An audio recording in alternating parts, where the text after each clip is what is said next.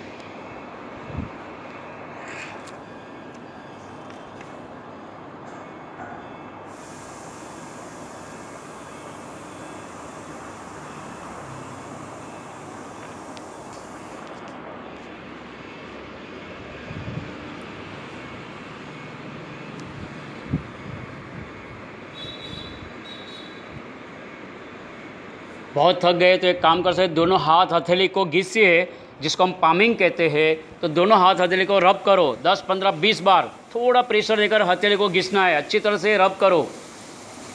हाँ, दोनों हथेली को, यस, अच्छी तरह घिसने के बाद हथेली का जो बीच वाला पोर्शन उसको आंखों पर रखेंगे। बाईं हथेली बाईं आंख पर, दाईं हथेली दाईं आंख पर।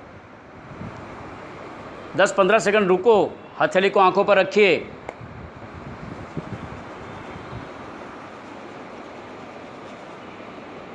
अब धीरे से चेहरे पर, पूरा मस्तक पर इसे हाथ फैलाते हुए धीरे से आंखें खोल सकते हैं। धीरे से आंखें खोलिए,